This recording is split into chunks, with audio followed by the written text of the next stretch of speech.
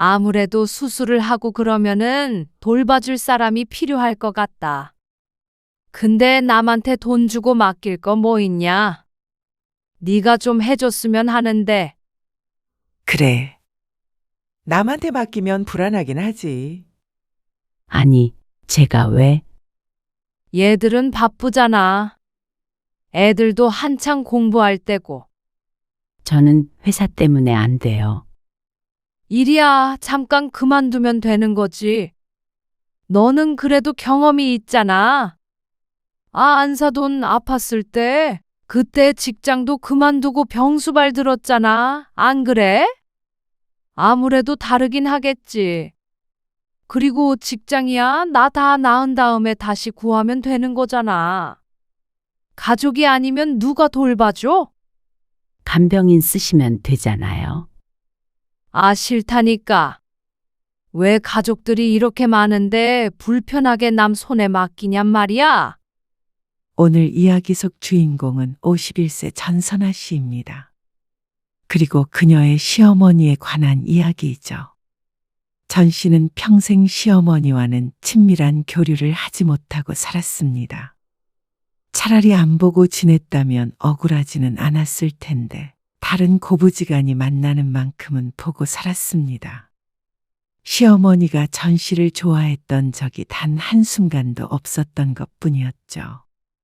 며느리는 딸이 아니고 남이라며 정서적인 거리를 둔 것은 시어머니였습니다. 처음 시집 왔을 때부터 20년 넘게 온갖 상처를 줬으면 끝까지 그렇게 남처럼 살아야 했었는데 사람이란 게 참 간사한 존재였습니다. 특히나 시어머니라는 사람이 말이죠. 나이 들어 큰 병에 걸리니 딸이 아닌 며느리를 찾았습니다. 딸보다 며느리가 야무지고 밥도 잘하니 간병은 며느리에게 맡겼으면 한다고 했습니다. 정말로 그렇게 생각하는 건지 아니면 자신의 사랑하는 딸들을 고생시키고 싶지 않아서 그런 것인지. 하지만 이유가 중요한 문제는 아니었습니다. 어쨌거나 평생 남처럼 대하던 시어머니가 전 씨에게 간병을 요구하고 있다는 사실만이 중요했죠. 그리고 그런 시어머니에 동조하려는 남편. 전 씨는 더 이상 아내나 며느리 노릇을 하고 싶지 않았습니다. 전 씨도 누군가의 귀중한 딸인데 이런 취급을 받고 산다면 돌아가신 친정 아버지가 벌떡 일어나실 듯했습니다. 전 씨는 결혼한 지 20년이 훌쩍 넘었습니다. 결혼 초부터 시어머니는 차가운 사람이었습니다. 유독 며느리들에게 그랬습니다. 남아선호 사상이 남아있어서 그런 건가 생각해보면 그건 또 아니었습니다. 그렇다기에 아들들만큼이나 두 딸도 사랑했으니 말이죠. 그저 내 아들을 꿰찬 남의 집 딸들이 싫었을 뿐인 듯 했습니다. 결혼 후 첫 명절이었습니다. 시어머니에게 잘 보이고 싶은 새댁이었던지라 누가 시키지 않아도 열심히 일하고 인정받고 싶어 노력했습니다. 어머님, 제가 할게요. 이리 주세요. 그럴래? 둘째 며느리가 참 싹싹하네. 딸도 이렇게는 못하겠어. 친척 중 누군가가 전 씨의 칭찬을 하자 전 씨의 얼굴이 발그레해졌습니다. 그런데 거기에다가 시어머니가 찬물을 뿌리듯 대꾸했습니다.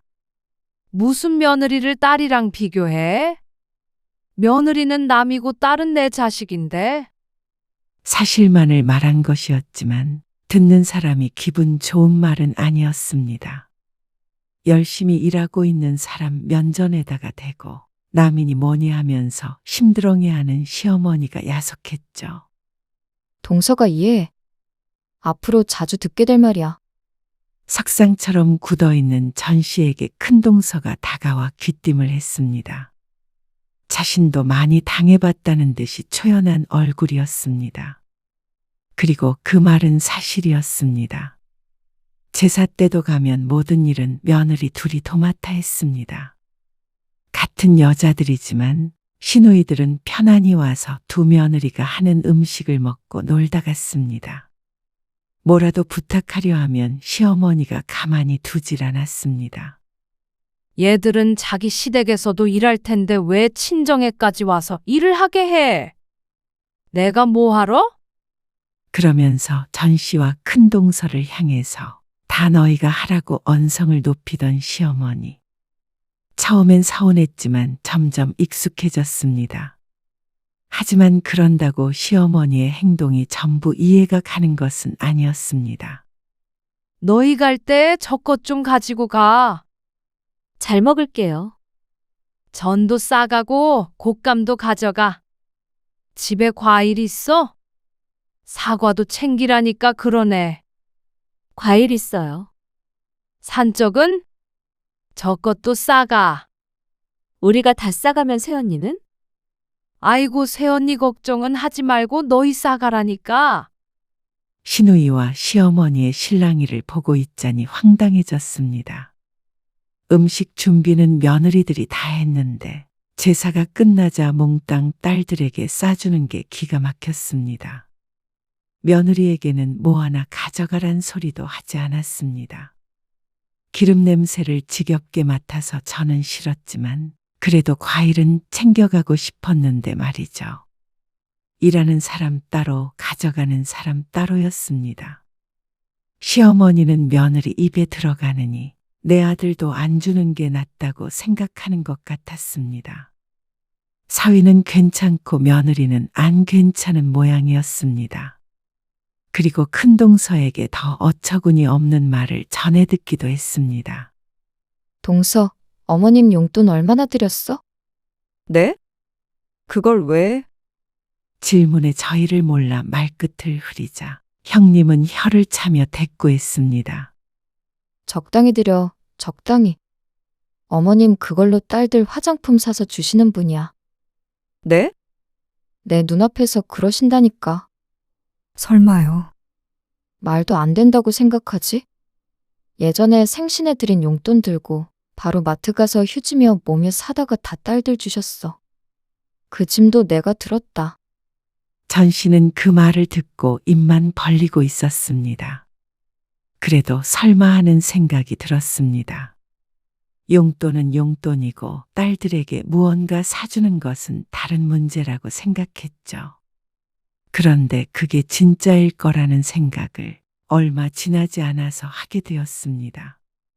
시어머니와 전 씨에 멀었습니다. 2시간은 넘게 걸렸지만 따로 일을 하고 있지 않았던 시어머니가 종종 방문을 하곤 했죠. 시어머니가 온다는 소식을 듣고 전 씨는 장을 보러 나갔습니다. 그리고 나간 김에 먹음직스러워 보이는 롤케이크와 과일도 좀 사서 들어갔습니다. 어머님, 이것 좀 드셔보세요.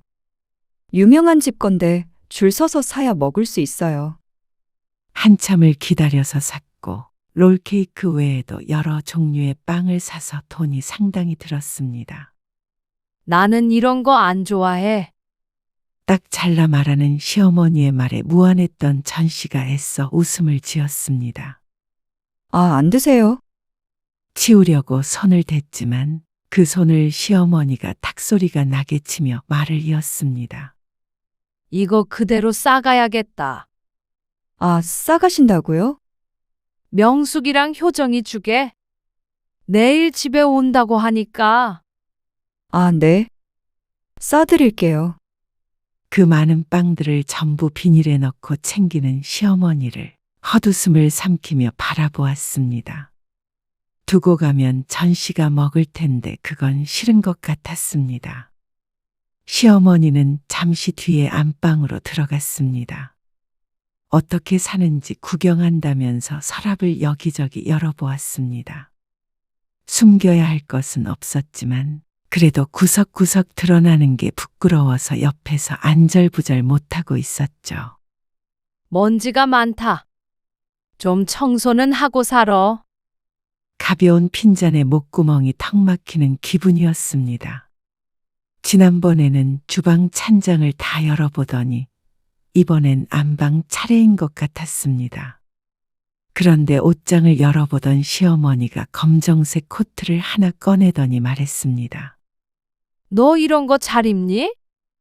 본 적이 없는데. 아, 자주 입지는 않고요. 가끔씩 입어요. 그래? 그러면 이거 효정이 갖다 줘도 되지? 네? 그거는 처음 회사 다닐 때 산. 넉넉하지 않은 형편의 스스로에게 줬던 선물이나 마찬가지여서 소중하게 간직하고 있던 코트였습니다. 자주 입지 않는 것도 그 때문이었죠. 효정이가 날씬해서 이런 게 잘 어울리잖아. 아, 그건 안 돼요. 아이고, 코트 하나 가지고. 너는 키도 작고 얼굴이 수수해서 잘 안 어울려. 그러면서 굳이 챙기려는 시어머니를 남편은 말리지 않았습니다. 새로 사줄 테니 그냥 드리라는 느낌의 눈치를 줄 뿐이었습니다. 결국 그날 전 씨는 코트를 강탈당했습니다. 긴 코트는 그게 유일했는데 졸지에 시누이에게 주게 된 것이었죠. 힘들다 힘들다 하지 말고 괜히 사치하지 말어. 전 씨 부부는 맞벌이를 하고 있었고 둘 다 봉급이 높은 편이 아니었습니다. 양가 도움을 하나도 받지 않고 시작했고 아이를 가질 계획이라 살림이 여유로울 수는 없었는데 그런 주제에 좋은 코트를 가지고 있었던 것이 꼴보기 싫었던 것 같았습니다. 시집은 형편이 어렵지도 않은데 도움은 못 줄 망정 가지고 있는 것조차 뺏어가니 허탈했습니다. 며느리는 남이라더니 잘도 남의 것을 가져간다 싶었습니다. 당신은 왜 아무 말도 안 해? 아, 우리 엄마 성격 알잖아. 내가 똑같은 걸로 사줄게. 그게 나아. 남편의 대답이 더욱 어처구니가 없었습니다. 남편도 유별난 자신의 시어머니를 그리 좋아하는 것은 아니었지만 평화가 더 중요한 사람이었습니다. 그래서 시어머니가 며느리에게 못되게 대하면 조금 덜 보면 된다 생각하는 주의였죠. 하지만 그게 마음대로 됐다면 이렇게 질질 끌려다닐 일이 없었습니다. 답답한 것은 전 씨뿐이었습니다. 새언니도 김장김치 챙겨줘야 하는 거 아니에요? 네 오빠들 김치 잘 안 먹는 거 몰라? 그래도 언니는 먹지 않아? 남이 집 딸한테 뭐하러 줘? 자기 집에서 주겠지. 며느리들을 김장에 부려먹은 날, 시어머니가 실제로 한 말이었습니다. 남편은 애초에 김치를 안 좋아한다고 쳐도 어째서 노동을 한 사람한테도 김치 한 통을 안 주고 매정하게 굴었는지. 시어머니는 말과 행동이 다른 사람이었습니다. 며느리는 남의 집 딸이라는 말을 입버릇처럼 했습니다. 오로지 자식밖에 없는 분이라 그나마 며느리를 덜 찾았다는 것이 불행 중 다행이라면 다행이었습니다. 그리고 전 씨는 딸과 아들을 연년생으로 낳아 키우며 힘든 시기를 보냈습니다. 연년생 키우며 맞벌이까지 하느라 개인적인 시간을 보낼 수조차 없었고 남편 회사가 어려워지면서 경제적으로도 힘들었죠. 그런데 30 초반일 때 전 씨의 친정 엄마가 뇌경색으로 쓰러졌습니다. 그래서 수개월 간 치료가 필요했습니다. 간병인을 뒀는데 여러 가지 한계가 있었습니다. 외동딸이었던 전 씨는 달리 도움을 구할 수도 없었습니다. 여보, 아무래도 내가 가서 엄마 좀 돌봐야 될 것 같아. 당신이? 일은 어떻게 하고? 엄마 좀 괜찮아질 때까지는 일 못하겠지. 회사 그만두겠다고? 남편은 망설였습니다. 바짝 벌어야 할 시기에 전 씨가 회사를 그만두는 것은 부담스러운 일이었기 때문이었습니다. 나 아니면 누가 엄마 돌봐. 아빠라도 계시면 모르겠는데. 친정아버지는 오래전에 돌아가셨는데 그 때문에 친정어머니에게는 전 씨밖에 없었습니다. 혹시라도 어머니가 이렇게 잘못된다면 평생 후회할 것 같았습니다. 그래서 이기적인 것은 알지만 그래도 남편에게 강하게 주장했죠. 당신한테 도와달라고 안 해. 엄마 보험금도 나오니까 간병인 쓸 돈 정도는 아낄 수 있어. 그 정도는 친정엄마도 이해해 주시겠거니 싶었습니다. 그러니까 남편도 수락했죠. 그 이후로 전 씨의 하루는 전쟁 같았습니다.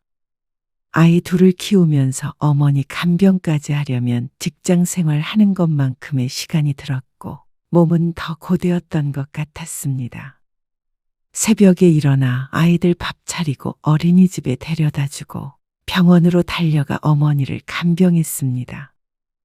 회복이 더뎌 어머니는 병원에 오래 입원해 있었고 퇴원하고 나서도 치료를 받아야 했습니다. 낮 동안에는 어머니 병수발을 들다가 저녁에는 다시 아이들을 데리러 가고 남편 식사를 챙기고 힘든 나날이었죠. 저녁을 내가 차릴 테니까 당신은 좀 쉬어. 남편은 전 씨를 배려하려고 했지만 그래도 사람이 몸이 지치니까 마음도 지쳤습니다.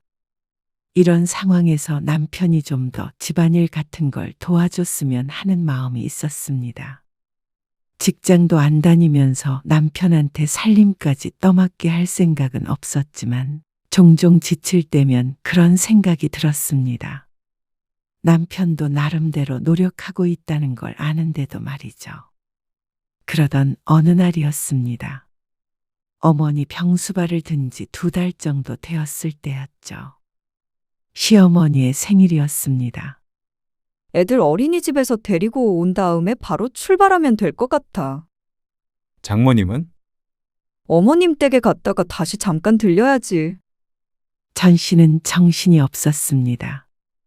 시어머니 생일이라 저녁에 가족들이 모이기로 했는데 그 생일상을 며느리가 차리는 것이 당연시 되었기 때문이었습니다. 안 그래도 바쁜데 딸들이 좀 해주면 안 되나 싶었습니다.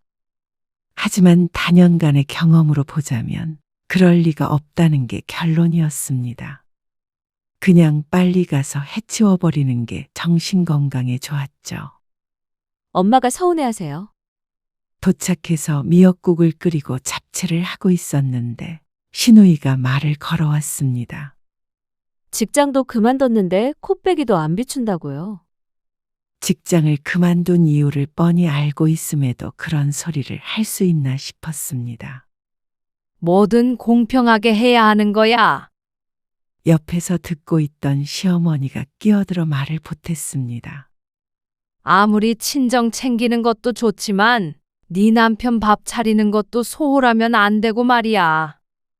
전 씨는 빨개진 눈으로 잡채를 섞었습니다. 천근만근 무거운 몸으로 와서 요리를 하고 있는데 쓴소리까지 들어야 하는 자신의 처지가 비참했습니다. 시집을 왔으면 며느리 노릇에 더 신경 써야 할 거 아니야. 그 소리에 전 씨는 더는 참지 못하고 말을 내뱉었습니다. 남의 집딸이라고 하셨잖아요. 며느리는 남이라고. 그래서 저희 집 신경 쓰는데 왜 뭐라고 하세요? 뭐야? 어머님은 매번 자식들 다 불러서 시간 보내시면서 저는 아픈 친정엄마 병간호도 하면 안 돼요? 너 어디 눈을 그렇게 치켜뜨고? 왜 저는 좋은 건 남이라서 안 되고 싫은 건 며느리니까 해야 하는 거예요? 말문이 막힌 시어머니가 손가락질을 했지만 전 씨는 그 당시에 눈에 보이는 게 없었습니다. 너 그런다고 누가 알아주는 줄 아냐? 그리고 그거 병수발 아무나 드는 거 아니다. 가정을 먼저 생각해야지. 부모 병수발 드느라 직장까지 그만둔 거 그거 남들 같았으면 가만 안 둬.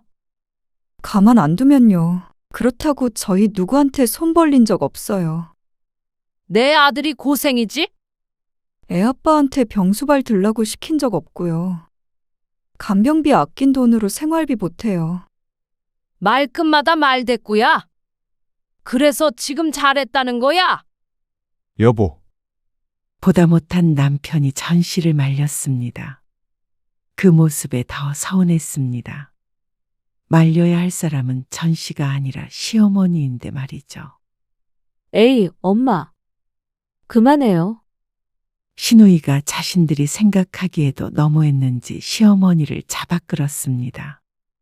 그러자 씩씩거리면서도 시어머니가 조금 누그러졌습니다. 내 말은 친정엄마 생각하는 만큼 애들도 잘 챙기라는 말이야. 전 씨는 자리를 박차고 나왔습니다. 시어머니는 황당해했고 남편은 당황해서 전 씨를 쫓아나왔습니다. 여보, 이렇게 가면 어떡해? 내가 왜 우리 엄마 간병하는데 어머님한테 저런 소리를 들어야 해? 뭘 또 마음에 담아두고 그래. 내가 미안해. 남편이 대신 사과를 한다고 하더라도 마음이 풀리지 않았습니다. 하지만 그런다고 전 씨가 할 수 있는 건 없었습니다. 그냥 시집에 좀 더 가는 것뿐이었죠. 다행히도 친정어머니는 3개월 만에 많이 나아졌고 재활을 거쳐서 반년 만에 일상생활이 가능할 정도로 회복을 했습니다. 그리고 전 씨는 곧장 새로운 직장에 들어갔습니다. 계속 일을 안 할 수는 없을 노릇이었으니 말이죠. 시집 식구들과는 전보다는 멀게 지냈습니다.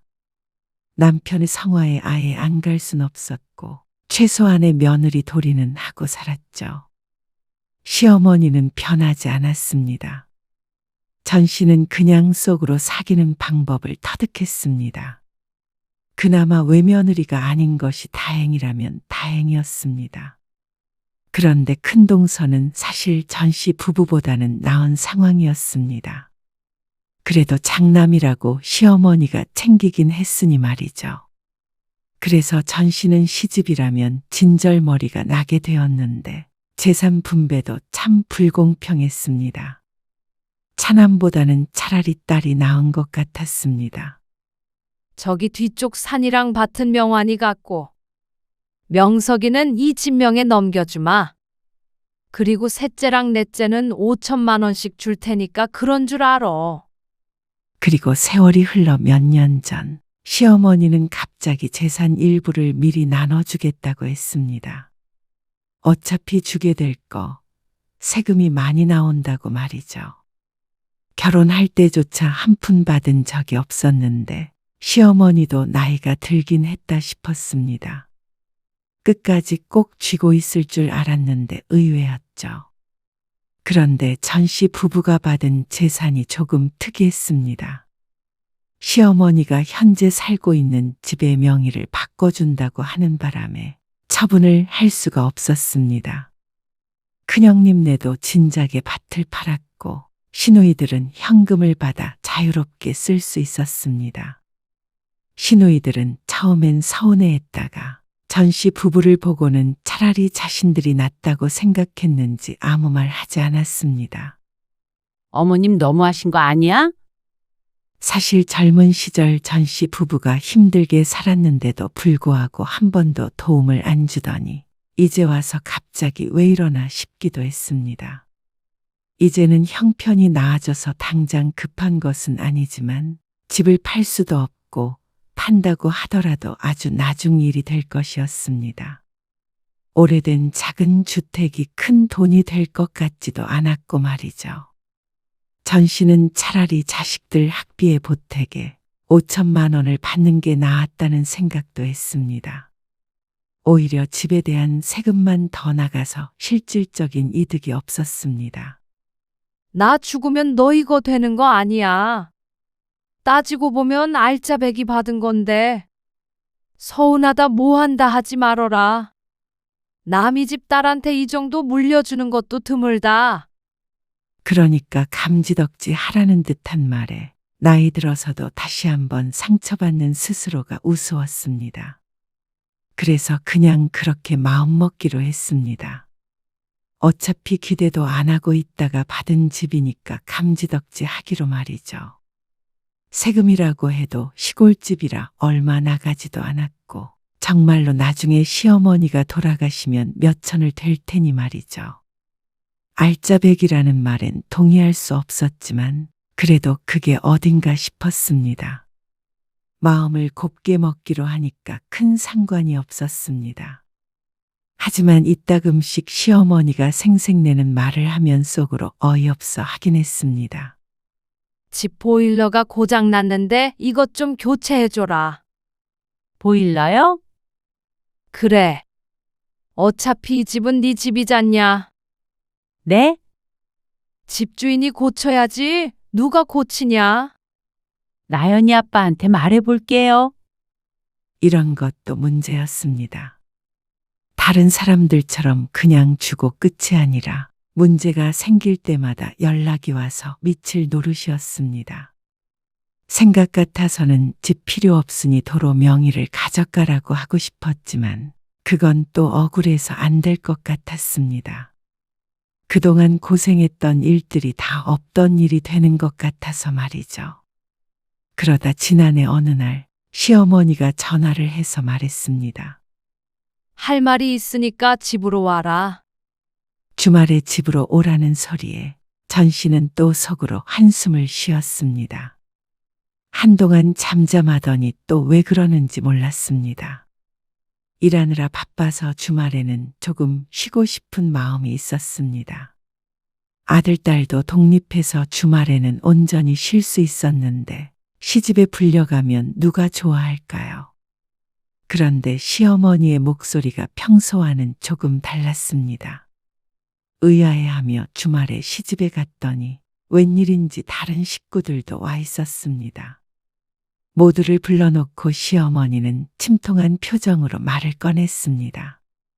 병원에서 검사를 받았는데 그러더니 시어머니가 침을 한 번 삼키고 말을 이었습니다. 위암이래. 수술해야 한다더라. 전 씨는 숨을 멈췄습니다. 상상도 못했던 말에 어안이 벙벙했는데 자식들은 당연히 더했죠.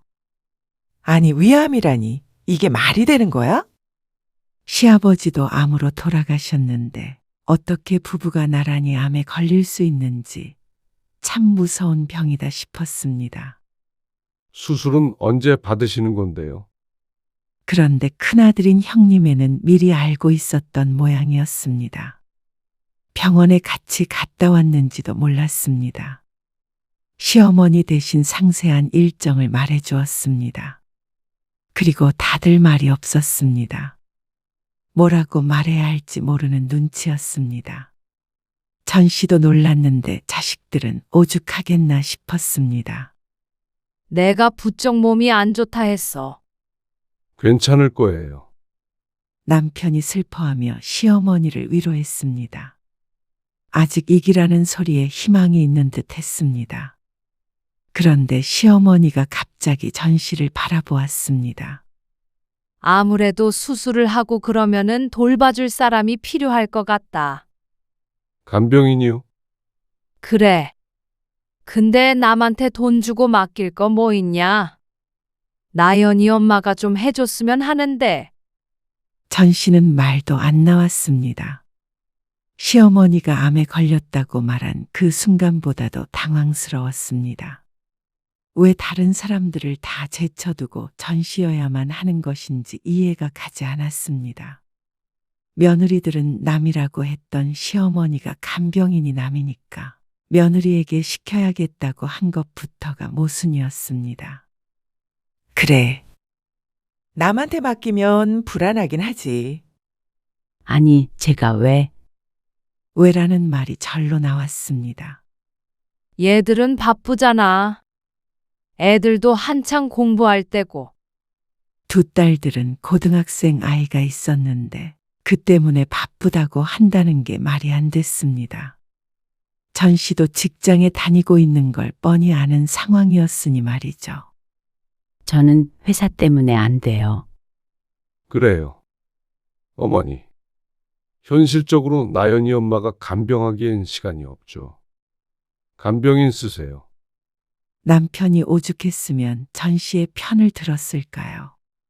시어머니의 요구는 그만큼 말도 안 되게 느껴졌습니다. 일이야, 잠깐 그만두면 되는 거지. 일을 잠깐 그만두고 말고를 어떻게 하라는 건지 몰랐습니다. 말도 안 되는 생떼에 헛웃음을 짓고 있었습니다. 물론 남편도 시어머니의 의견에 동조하지 않았습니다. 맞벌이 잘하고 있는데 일을 그만두는 건 말이 안 된다고 생각했겠죠. 그런데 시어머니도 나름의 이유가 있었습니다. 너는 그래도 경험이 있잖아. 무슨 경험이요? 안사돈 아팠을 때 그때 직장도 그만두고 병수발 들었잖아. 안 그래? 그러니까 한번 해본 사람이 더 잘할 것 같다고 했습니다. 아무래도 다르긴 하겠지. 가족끼리 도와야 돼. 안 그래? 직장이야 나 다 나은 다음에 다시 구하면 되는 거잖아. 전에 그랬던 것처럼. 그건 젊었을 때의 일이지. 나이 10먹은 여자를 어떤 직장에서 새로 고용해 줄까요? 이맘때쯤이면 퇴직하는 사람도 많은데 말이죠. 수술하고 항암 치료도 해야 될 텐데 가족이 아니면 누가 돌봐줘? 간병인 쓰시면 되잖아요. 아, 싫다니까. 왜 가족들이 이렇게 많은데 불편하게 남 손에 맡기냔 말이야. 직장을 그만뒀다가 어떻게 다시 금방 들어가겠어요. 저희 맞벌이 해야 해요. 그러면 돈 때문에 간병을 못 해주겠다는 말이야? 꼭 그런 것만은 아니었습니다. 다른 상황은 다 제쳐두고서라도 전 씨가 그렇게 하고 싶지 않았습니다. 평생 며느리를 남이라고 한 시어머니 병수발을 왜 자신이 들어야 하는 것인 건 납득이 가지 않았습니다. 딸도 둘이나 있었고 정 안 되면 아들들이 돌봐야지. 왜 며느리를 못 잡아먹어서 안달인지 몰랐죠. 너희한테 준 집으로 부족해? 언제까지 우려먹을 핑계인지 몰랐습니다. 그동안 시집살이 했던 게 억울해서 명의를 가지고 있으려고 한 거였는데 만약 간병이 조건이었다면 절대 받지 않았을 것이었습니다. 저는 못할 것 같아요. 어떻게 해보지도 않고 못하겠대? 시어머니는 목소리를 높였습니다. 도울 수 있는 부분이 있다면 돕겠지만 일까지 그만두면서 간병을 할 수는 없을 것 같아요. 이 부분에 있어서는 어물쩍 넘어가면 절대 안 될 것 같았습니다. 그러는 너는 왜 안사돈 때는 직장 때려치우고 간병했는데? 시엄마는 그것도 못 해주겠다? 그때 어머님 뭐라고 하셨어요? 부모 간병해도 아무도 안 알아준다고 제 가정이나 신경 쓰라고 하셨죠? 전 씨의 말에 시어머니의 입이 조개처럼 다물렸습니다. 할 말이 있을 턱이 없었습니다. 그리고 저는 유일한 자식이었고요. 돌봐줄 사람 많잖아요. 그러자 시어머니는 눈에 띄게 서운해했습니다. 그리고 그 모습을 보는 전 씨는 어처구니가 없을 뿐이었습니다. 시어머니가 암에 걸렸다는 말을 듣고 안타까웠던 그 순간은 잠시뿐이었습니다. 시어머니는 감상에 빠져 있을 시간도 주지 않았죠. 걱정 마. 당신이 어떻게 어머니 병수발을 들어? 다행히 집에 돌아오는 길에 남편이 전 씨를 안심시켰습니다. 남편이 듣기에도 억지라고 생각하는 것 같았습니다. 난 정말 안 해. 간병인을 쓰든 당신 형제들끼리 돌아가면서 하든 알아서 해. 나는 못해. 남편도 친정어머니가 입원했을 때 간병을 도와준 적은 없었습니다. 전 씨가 부탁한 적도 없지만 당연히 그건 자식이 감당해야 하는 문제라고 생각했습니다. 상식적인 사람이라면 배우자에게 그런 짐을 지우지는 않겠죠. 남편도 그런 의미에서는 아주 비상식적인 건 아닌 것 같았습니다. 분명히 그렇게 생각했죠. 전 씨가 간병을 거절한 후 한동안은 아무 일도 없는 듯 조용했습니다. 그리고 수술 후에도 병문안을 갔는데 하는데 그때도 별말이 없었죠. 퇴원할 때가 되자 그래도 시어머니인지라 걱정이 돼서 남편에게 말했습니다. 당신이 어머님 챙겨. 남편은 고개를 끄덕였죠. 남편은 주말에 시어머니에게 혼자 찾아갔습니다. 그런데 돌아온 남편의 얼굴이 묘했습니다. 무언가를 말하려다 말고를 반복하더니 결국 입을 열었습니다. 여보, 어머니가 말이야. 전 씨가 눈썹을 들어올리자 남편이 조심스럽게 다음 말을 이었습니다. 어머니가 돈을 주셨어. 그게 무슨 말이야? 돈? 돈을 왜 주셔? 2천만 원 주셨어. 전 씨가 눈을 깜빡였습니다. 2천만 원이라는 큰 돈을 갑자기 왜 줬다는 것인지 의문이었습니다. 어머니가 그러시더라. 이 돈 받고 간병 좀 맡아달라고. 그리고 항암 끝나면 1,000만 원 더 주신다는데. 뭐? 그래서 당신은 뭐라고 했어? 생각해 보겠다고 했지. 일단은 전 씨는 어이가 없었습니다. 시어머니는 돈으로 전 씨를 고용하려고 하는 듯 했습니다. 그리고 남편은 준다고 그 돈을 받아왔고 말이죠. 간병은 말도 안 된다고 했던 남편이 돈 앞에서 안면을 싹 바꿨습니다. 어머니가 이렇게까지 하는데 당신이 좀 해주면 안 될까? 뭐라고? 총 3천을 받게 되면 적은 돈은 아니잖아. 당신 몇 달 일 쉬면 그 돈으로 충분히 메꿀 수 있고 말이야. 지금 그 돈이 문제야? 그 돈이면 그냥 내가 1년 일해서 벌고 말아. 어차피 일하는 거 어머니 돌봐주고 그 돈 벌면 그게 낫잖아. 그래도 가족인데. 황당한 논리였습니다. 전 씨가 시어머니 수발을 드는 수고스러움은 전혀 생각하지 않은 것 같았습니다. 물론 전 씨의 심정은 고려 대상도 아니었고 말이죠. 다른 병도 아니고 암이잖아. 어떻게 될지 모르는데 당신이 곁에서 돌봐주면 우리도 안심이 되고 말이야. 그리고 1년까지 간병할 필요도 없어. 회복하고 항암하는 동안 좀 옆에서 수발도 들어주고 하면. 그걸 왜 내가 직장까지 그만둬 가면서 해야 해? 그렇게 걱정되면 당신이 하면 되잖아. 내가 어떻게 하냐. 어머니 말대로 당신이 경험도 있고 여러모로 제일 낫잖아. 당신은 우리 엄마 아플 때 뭐 했는데? 전 씨도 더는 참을 수 없었습니다. 그건 당신이 직장까지 그만둬가면서 돌봐드린 거잖아. 그래서 내가 뭐 반대했어? 따지고 보면 나도 희생한 거나 마찬가지지. 또 가정에 소홀했던 것도 맞잖아. 뭐?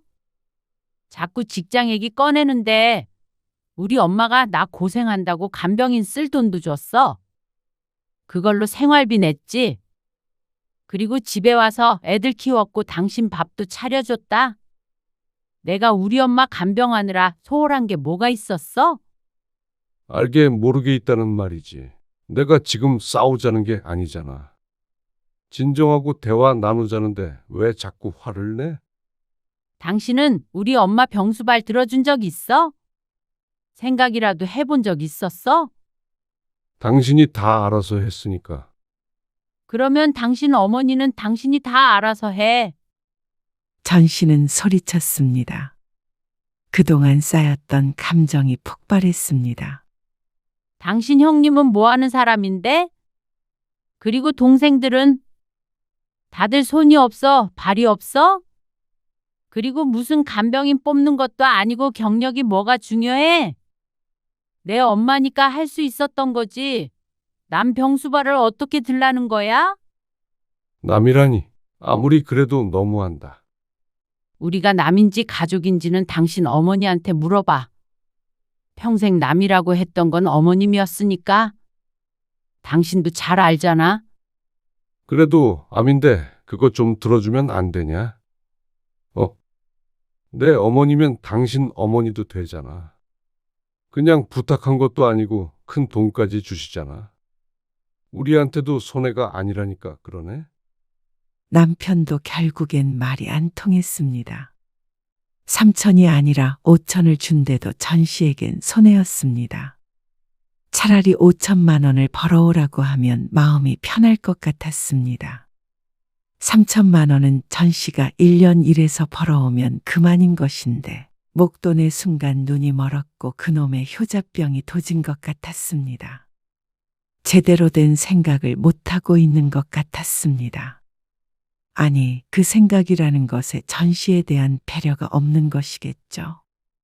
신이 되는 동안 달라진 게 아무것도 없었습니다. 어쩌면 남편에게도 전 씨는 남이었던 것 같았습니다. 그렇지 않다면 이토록 싫다는 전 씨에게 억지로 간병을 맡길 생각은 하지 못했을 테니 말이죠. 남편에게도 배신을 당한 기분이었습니다. 제일 먼저 편이 되어줘야 할 남편이 말 그대로 남의 편인 것을 확인한 것 같았습니다. 그리고 그 순간 전 씨는 어떤 결심이 섰습니다. 결국엔 시어머니 때문에 서러웠던 세월은 전 씨가 바보 같았던 탓도 있었지만 남편의 책임도 컸습니다. 더 이상 이렇게 살아갈 이유가 없었습니다. 부당한 일을 당해도 뭐라고 할 줄도 모르고 아내가 시집살이를 해도 제대로 중재하지도 못하는 남편. 앞으로 이렇게 살아갈 바에야 혼자 사는 게 나았습니다. 가족은 아들, 딸이면 족할 것 같았습니다. 나보다 부모 형제가 더 중요하다고 생각하는 남편이라면 말이죠. 시어머니가 퇴원하자 다시금 전 씨가 입방아에 오르게 되었습니다. 당신 아무리 그래도 어머니 뵈러 가야지. 남편은 전 씨가 무슨 생각을 하는지도 모르고 전 씨를 다그쳤습니다.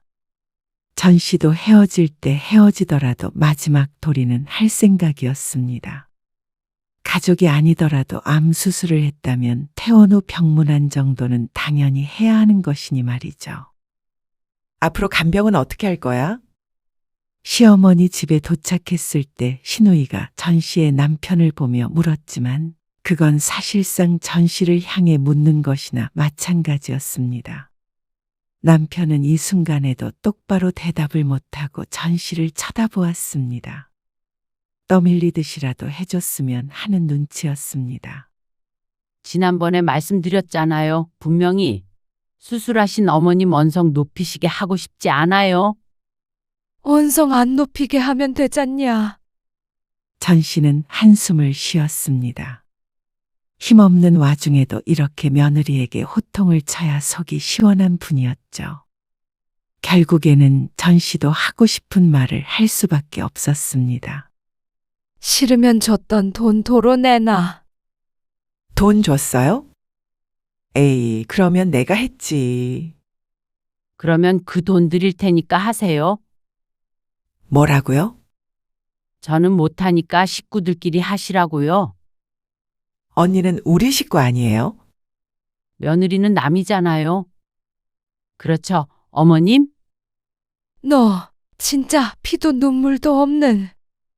왠지 안 좋은 단어를 내뱉고 싶은 눈치였습니다. 전 씨는 아랑곳하지 않았습니다. 그래서 정말로 남이 되려고 해요. 뭐야? 여보, 그게 무슨 소리야? 어머님이 원하셨던 것처럼 이제 남이 된다고요. 그러니까 어머님 아들 도로 데리고 가세요. 시어머니는 눈을 부릅떴습니다. 아직 몸이 안 좋은 시어머니에게 모진 소리를 하고 싶지는 않았습니다. 그래서 전 씨는 그 말을 하고 짐을 챙겼습니다. 그럼 몸조리 잘 하세요. 저를 보시는 건 아마 이번이 마지막일 것 같아요. 그러고서 집을 나섰더니 남편이 쫓아나왔습니다. 당신 이게 무슨 짓이야? 다 들었잖아. 하루빨리 갈라서자. 지금 간병 좀 해달라고 했더니 이러는 거야? 당신은 그 돈 받고 싶어 했으니까 당신이 하면 되겠네. 아니야, 신경 안 쓸래. 이제 좀 신경 좀 안 쓰고 살래. 무슨 말이야? 도대체? 진짜로 이혼이라도 하겠다는 말이야? 정확히 그 말이 맞아. 여보, 전 씨는 대문을 나섰고 남편은 끝까지 전 씨를 놓아주지 않았습니다. 말도 안 되는 소리 하지 말고 빨리 가서 어머니한테 사과드려. 아픈 사람한테 무슨 짓이야? 그러는 당신은 무슨 짓이야? 이제 당신이랑 나랑도 남이야. 이렇게 무책임하게 굴 거야? 나한테 도대체 무슨 책임이 있는데? 어머님에 대한 책임은 당신이랑 형제들한테 있지. 괜히 남의 집 귀한 딸 데려다가 고생시킬 생각 마라.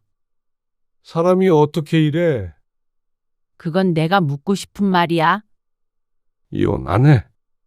남편은 이혼해 줄 수 없다면서 굳은 표정을 했습니다. 하지만 남편이 이렇게 나올 거란 건 진작 짐작했던 바였습니다. 나는 따로 나가서 살게. 서류 정리될 때까지. 그래야만 좀 시집 식구들을 안 보고 살 수 있을 것 같았습니다. 그리고 그런 전시를 남편은 필사적으로 막았습니다. 뭐가 문제인지 알지도 못한 채로 말이죠. 그러면 당신이랑 나랑 돌아가면서 하자. 끝까지 그놈의 간병을 맡길 생각인 모양이었습니다. 지긋지긋했습니다. 그리고 전씨는 남편이 출근했을 때 짐을 싸서 나와버렸습니다. 급한 대로 회사 근처에 오피스텔을 구했습니다. 어떻게 기회도 주지 않고 우리 함께한 세월이 있는데 이렇게 말 몇 마디로 끝내려고 하는 거야? 마음에 안 드는 게 있으면 고쳐나가면 되잖아. 당신한텐 우리 가족이 그 정도 가치도 없어? 20년 넘게 기회가 있었는데 당신은 결국 안 고쳐졌잖아. 애들 생각은 안 해? 그동안 애들 생각하면서 살았으니까 이제는 내 생각 좀 하면서 살아야겠어. 당신네 식구들 때문에 정말 숨 막혀. 서류 정리는 천천히 하자. 여보, 전화는 끊어졌습니다. 그리고 전씨는 해방감을 느꼈습니다. 상상했던 것과는 다른 노후였습니다. 50대가 되면 남편도 전씨도 은퇴할 때가 다가올 테고 자식들 결혼시키고 같이 늙어가는 그런 노후를 맞이할 거라고 생각했습니다. 그때를 대비해서 평생 열심히 일했고 말이죠. 그런데 결국 작은 방 안에 혼자 있는 삶. 하지만 초라하다고 생각하지 않았습니다. 남편과 함께 있기 싫어서 나왔지만 이혼을 하게 되면 집은 나눠질 테고 이것보다 환경은 나아지겠죠. 그리고 그때가 되더라도 사실 작은 집에서 사는 것도 나쁘지 않다는 생각을 했습니다. 평생 집안일 하느라 쓴 시간을 생각하면 어쩐지 좀 더 합리적인 선택이 될 것 같았습니다. 어머니는 건강하셔. 그리고 그냥 간병인 썼어. 2천만 원 돌려드렸고. 그리고 집 명의도 다시 달라시더라고. 그건 당신이 알아서 해. 어차피 나 주신 것도 아니야. 여보, 그냥 다 돌려주고 우리끼리 알콩달콩 살자. 당신이 가족들 안 보고 살 수 있어? 그러자 남편은 망설이는 듯 말이 없었습니다. 이 상황에서 내가 당신한테 돌아가 봤자 시어머니한테서 아들 뺏은 죽일 년밖에 안 돼. 그래도 난 이혼 못해? 하지만 전 씨는 시간이 걸려도 상관이 없었습니다. 이혼하겠다고 선언한 이상 시집 식구들도 전 씨에게 며느리 도리에 대해서 설교를 할 수는 없을 테니 말이죠. 장기전이 된다면 전 씨도 작은 아파트를 구해볼 생각이었습니다. 보안을 생각하자면 집이 중요하니까 말이죠. 전 씨의 결심을 깨달은 남편은 말이 없었습니다. 어머니가 당신이랑 통화하고 싶대. 당신도 오해를 풀어. 전 씨는 진작에 시집 식구들 전화를 차단했는데 그 때문에 남편을 닥달하는 모양이었습니다. 하지만 이제는 더 이상 끌려다닐 생각이 없었습니다. 남편과 이혼 도장만 찍으면 끝인데 시어머니와는 대화를 나눌 이유도 없었고 말이죠. 그런 전 씨를 남편은 매정하다고 했습니다. 어쩌면 그럴지도 몰랐습니다. 그래도 함께 해온 세월이 있는데 가족이었는데 라고 생각할 수도 있었죠. 하지만 전 씨는 애저녁에 가족이기를 포기했습니다. 아무리 발버둥쳐도 시집 식구들의 가족이 될 수 없다는 걸 깨달은 지 오래였습니다. 이제 와서 가족 타령을 한다면 병수발 들어줄 남의 집 딸이 필요한 것뿐이었습니다. 그걸 잘 알고 있기에 남편과의 이혼까지 생각하게 된 것이었습니다. 남편이 끝까지 반성할 기미를 안 보이고 은근슬에 부모 편을 드는 것을 보니까 전 씨도 더 이상 아무런 죄책감을 가지지 않아도 된다고 생각했습니다. 그리고 전 씨는 3개월 전에 남편과 이혼을 했습니다. 그리고 최근에는 분할한 재산으로 16평짜리 아파트로 이사를 했습니다. 적당한 크기의 아늑한 집이었습니다. 다만 남편이 없는 집이었죠. 이제부터 전 씨는 새로운 삶을 살 예정이었습니다. 긴 터널을 지나 드디어 출구로 나온 기분이었습니다. 더 이상 누군가의 아내도 며느리도 아닌 나 자신으로 살아갈 생각이었습니다. 늦은 나이에 혼자 된 것이 두렵기는 해도 이 순간만큼은 자유로웠습니다.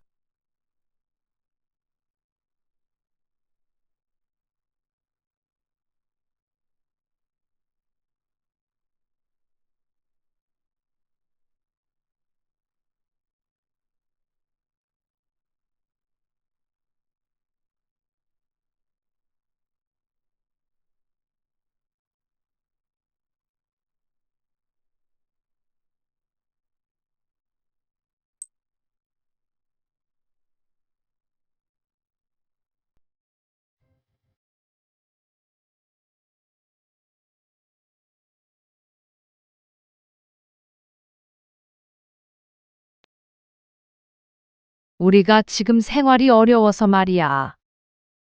도와드릴게요. 근데요, 엄마. 지금 사는 그 집 있잖아요. 빌라. 그 집을 제 명의로 바꿔주세요. 뭐? 이미 서울 집 팔아서 그 돈 너희 줬잖아. 이 집까지 너한테 줘버리면 어떻게 살라는 말이야? 명의를 저희 걸로 한다고 엄마 아빠 거기서 나가시라는 게 아니에요. 오해하지 마세요. 됐다. 안 도와줘도 된다. 오늘 이야기 속 주인공은 64세 이복순 씨입니다. 그리고 그녀의 아들과 며느리에 관한 이야기이죠. 이 씨는 말년의 자식에게 무조건적으로 퍼주는 것이 얼마나 부질없고 위험한 짓인지 몸소 깨닫게 되었습니다. 특히나 아들을 향한 사랑은 의미가 없었습니다. 아무리 주어도 돌아오는 것이 없었고 심지어 남은 것마저 안 준다고 부모에게 등을 돌렸습니다. 아들 결혼할 때 집을 팔아 보태주고 작은 집으로 이사했는데 막상 부모가 힘들어지자 아들네는 점점 멀어져 갔습니다. 자신들만 호의호식하면서 부모가 어떻게 살던지 상관이 없는 것 같았습니다. 그나마 남은 허름한 집마저 자신의 명의로 해주는 조건이 있어야 부모를 돕겠다는 아들이 사람인지 악마인지 분간이 가질 않았죠. 계산이 서질 않으면 부모고 자식이고 필요 없어진 시대인 것 같았습니다. 아니면 이 씨가 그렇게 키운 것이겠죠. 이미 많은 것을 주었지만 이제 더 이상은 줄 수 없겠다 싶었습니다. 이런 자식에게 주느니 어려운 사람에게 적선을 하는 게 나을 것 같았습니다. 그게 아니더라도 이 씨에게 자식이 아들 하나뿐인 것도 아니니 그만 아들에게 목매자 다짐했죠.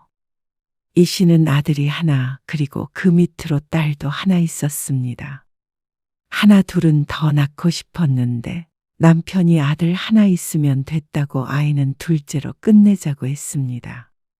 남편은 젊었을 때는 건설 현장에서 십장 노릇도 하고 작은 인테리어 업체를 운영하기도 했습니다. 열심히 일한 덕에 두 아이를 키우며 생활이 힘들진 않았습니다. 남들처럼 투자를 하지 않아서 그렇지 알뜰하게 모은 돈으로 서울에 집도 마련했죠. 남편은 성격이 불같은 사람이었습니다. 그래서 이 씨도 남편이지만 눈치를 많이 봤죠. 그런 남편에게도 유독 약해지는 존재가 있었는데 그게 바로 아들이었습니다.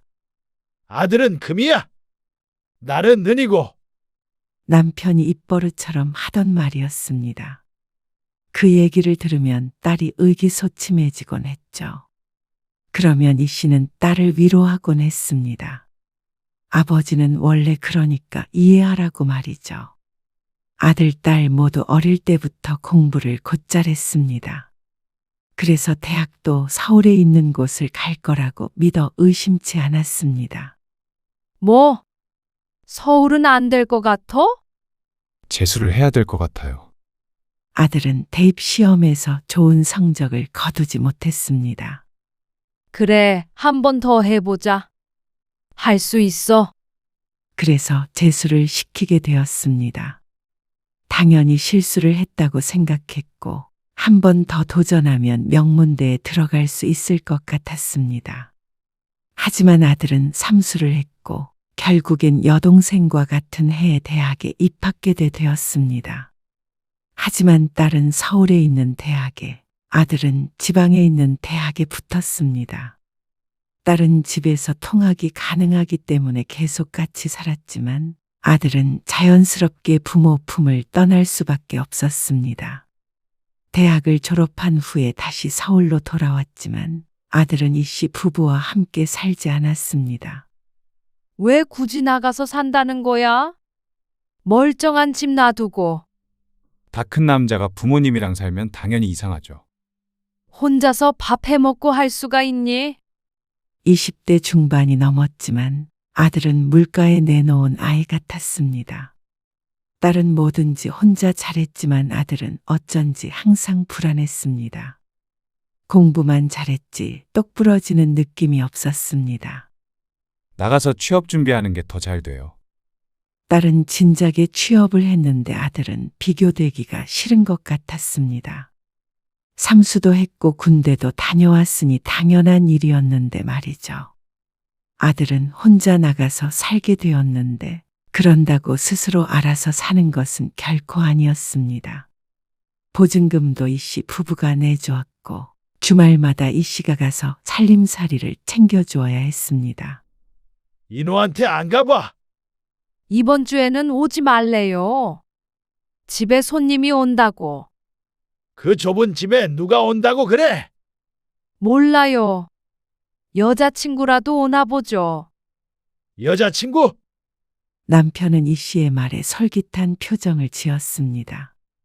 벌써부터 며느리 생각을 하는 것인지도 몰랐습니다. 근데 취업을 해야 애가 결혼을 하든 말든 하죠.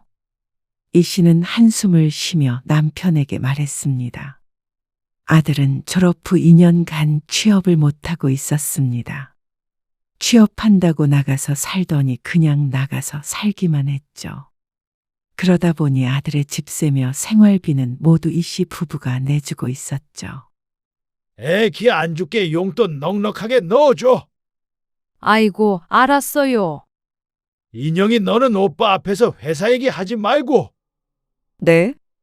남편은 아들 앞에서는 언제 철드냐며 혀를 찼지만 누구보다도 아들을 걱정하고 사랑했습니다. 결국엔 아들이 잘 될 거라는 믿음도 있었습니다. 엄마, 생활비 넣었어요. 아이고, 인영이 네가 고생이야. 아니에요. 당연히 드려야죠. 반면에 딸은 취업 후부터 꾸준히 매달 생활비를 주었습니다. 큰 돈은 아니었지만 그래도 부모에게 얹혀 사는 것에 대해 감사함을 느끼는 것 같아서 뿌듯했습니다. 그러다가 아들이 취직을 했을 때는 집안이 온통 축제 분위기였습니다. 차 필요하면 아빠 차 타고 다녀. 정말요? 딸이 차를 빌려달라고 했을 때는 대중교통 잘 돼 있다면서 핀잔했던 남편이었는데 아들은 묻지 않아도 먼저 차를 빌려주겠다고 했습니다. 이 씨가 슬쩍 딸을 쳐다보았는데 크게 신경 쓰는 눈치는 아니었습니다. 인영아, 네 오빠 국 좀 더 떠다 줘라. 네. 같이 살면서 부모를 살뜰하게 챙기는 건 딸이었습니다. 집안일을 거들고 주말에는 장을 봐서 밥도 차렸습니다. 그리고 든든한 건 아들이었습니다. 떨어져 살아서 그런지 애틋한 마음도 있었죠. 인영아, 네 오빠 집에 가서 냉장고 좀 채워줘라. 엄마가 이번 주에는 바빠서 못 가겠네. 아, 저도 약속이 있는데. 나간 김에 잠깐 들르면 되지. 오빠도 이제 성인인데 알아서 하게 두세요. 그리고 딸은 그게 마음에 안 드는 것 같았습니다. 성인이어도 자식이니까 걱정이 되지. 오빠 걱정하는 만큼 저도 걱정해 주시던가요. 인영이 너는 알아서 잘 아잖아. 네 오빠는 안 그러니까 그렇지. 이상하게 아들은 나이를 먹었어도 애 같았습니다. 그리고 얼마 지나지 않아서 아들에게 큰일이 생겼습니다. 직장에 다닌 지 1년이 안 되었을 때였죠. 엄마, 나 큰일 났어요. 왜? 무슨 일인데? 아니, 만기가 돼서 회사랑 가까운 데로 집 알아보려고 그랬는데 주인이 보증금을 못 돌려준대요. 그게 무슨 말이야? 왜 못 돌려줘? 보증금은 원래 돌려주는 거잖아. 설명하자면 복잡한데요. 사기당한 것 같아요. 보증금이 3천만 원이 들어가 있었는데 그건 이 씨 부부가 지원해 준 것이었습니다. 아들에게 입금해 주고 알아서 계약하게 했는데 그게 임대인과 직접 계약했던 게 아니고 무슨 대리인을 통해서 한 것이라고 했습니다. 그게 사기인지 뭔지 모르겠지만 잘못되어서 보증금을 못 돌려받게 되었다고 했습니다. 이 씨는 망연자실했습니다. 300만 원도 아니고 3천만 원이었습니다. 그걸 홀랑 날려먹은 아들 때문에 이 씨는 몇 날 며칠 알아야 했습니다. 그렇다고 사회초년생인 아들에게 그 돈을 알아서 하라고 할 수도 없는 노릇이었죠. 하필이면 남편 일도 잘 안 풀리던 때라 골치가 아팠습니다. 적금 깨서 보증금 내줘야지. 적금을 깨요. 아, 그러면 어떡해? 집에 들어와서 살라고 해야죠. 하지만 아들은 그것만은 극구 반대했습니다. 나이 30의 부모님과 사는 남자가 어디 있냐며 말이죠. 그것도 맞는 말이었습니다. 그래서 이 씨는 무리해서라도 자취를 할 수 있도록 도와주기로 했습니다. 물론 남편도 묵인했습니다. 딸은 그런 이 씨 부부를 답답해했습니다. 그러니까 오빠가 자립을 못하죠. 너도 부모 돼봐라. 엄마 아빠 마음 이해할 거다. 그러면 저도 나가서 살 테니까 보증금 보태주세요. 너는 지금 이 상황에 그런 소리가 나오니 적금도 깼는데. 딸이 유독 까칠하게 구는 것 같아서 이 씨가 애써 달랬습니다. 인영아, 그렇게 매정하게 굴지 마라. 너도 결국 나중에 오빠한테 기대고 살아야지. 제가요? 그래. 엄마 아빠 죽으면 네 오빠가 너한테 부모나 마찬가지인 거야. 딸은 납득하지 못하는 것 같았습니다. 아직 이해하지 못하는 모양이었죠. 딸은 입을 다물었습니다. 더 이상 말해봤자 소용없다는 듯이 말이죠. 아들은 새 집을 계약했고 보증금의 일부는 나중에 돌려받게 되었습니다. 하지만 그건 아들의 통장으로 들어갔고 아들이 비상금으로 가지고 있겠다고 해서 주었습니다. 그리고 그때쯤 딸도 독립을 했습니다. 이 씨 부부는 아들이 자리 잡을 때까지 물심양면 지원을 아끼지 않았습니다. 엄마, 나 결혼할 것 같아요. 그리고 30 중반에 결혼을 하겠다고 했습니다. 이 씨 부부의 바람보다도 늦은 시기였습니다. 전화기 너머로 들려오는 아들의 목소리에 기분이 들떴습니다. 남편도 무척 좋아했죠. 평소 무뚝뚝한 남편이 그렇게 웃는 것은 오랜만이었습니다. 그런데 문제는 돈이었죠. 수정이랑 저랑 모은 돈 해도 전세 구하기가 쉽지 않아요. 대출도 많이 받아야 되는데 이자도 장난이 아니고요. 그래서 얼마쯤 보태줘야 되는 거냐? 남편의 질문에 아들은 쉽게 대답하지 못했습니다. 큰 금액이 필요한 것 같았습니다. 아들이 결혼할 때 어느 정도 보태줄 생각은 하고 있었지만 부담스럽기는 했습니다. 솔직히 집 한 채 없이 결혼하는 거 조금 자존심 상하긴 해요. 그리고 아들은 이 씨에게만 따로 연락해서 속마음을 털어놓았습니다. 지금 살고 있는 집 보증금 빼서 보태도 요즘 집값이 장난이 아니니까요. 이 씨도 아들의 심정이 이해가 갔습니다. 이 씨의 지인들도 자식들 결혼시키며 죽는 소리를 하길래 어느 정도 마음의 준비도 하고 있었죠. 금 같은 아들인데 집은 해줘야지. 남편이 이 씨가 전한 말을 듣고 고개를 끄덕였습니다. 이 집 팔고 이사 가자고. 외곽으로 빠지면 될 거 아니야. 이 씨도 생각하고 있던 바였습니다. 집을 팔고 경기도로 간다면 그래도 꽤나 차액이 나올 테니 그 돈을 지원해 주기로 했습니다. 어차피 딸도 없이 둘밖에 없으니 집 평수도 확 줄이면 충분했습니다. 엄마랑 아빠는 그럼 어디 사시게요? 그 소식을 들은 딸이 찾아와서 물었습니다. 알아보고 있어. 작은 집으로. 전세나 월세도 괜찮고. 그게 말이 돼요? 왜 그렇게까지 해야 하는 건데요? 없으면 없는 대로 시작해야지. 그러면 엄마 아빠는 노후에 어떻게 하시게요? 돈 벌고 있는데 뭘. 언제까지 버실 줄 알고요. 딸이 무슨 걱정을 하는지는 알고 있었습니다. 이 씨를 위한 말이라는 것도 말이죠. 하지만 이 씨는 결정을 번복할 마음이 없었습니다. 그래도 네 오빠 제대로 자리 잡게 도와줘야 할 거 아니야. 그리고 그래야 나중에 너도 이끌어주지. 저는 이끌어주지 않아도 돼요. 제발 이제 그만하시고 엄마 아빠 챙기세요. 딸의 표정이 굳어졌습니다. 걱정하지 마. 그거 보태도 길에 나앉는 거 아니니까. 이 씨 부부는 집을 급하게 내놓았습니다. 아들네가 결혼 날짜를 너무 가깝게 잡는 바람에 느긋하게 내놓고 기다릴 시간이 없었습니다. 결혼 일정에 맞추려고 하다 보니까 결국 집은 시세보다 저렴하게 팔 수밖에 없었습니다. 그리고 아들의 손에는 2억 5천만 원이 주어졌습니다. 이 씨 부부는 경기도에 있는 작은 빌라를 사서 이사했습니다. 오래되지는 않았지만 환경이 이전에 살던 곳보다 좋지는 않았습니다. 아파트에 오래 살다가 빌라에 살려고 하니까 적응도 잘 안 됐고 말이죠. 인테리어 가게도 정리를 했습니다. 경기도에다가 작게 차릴 생각이었습니다.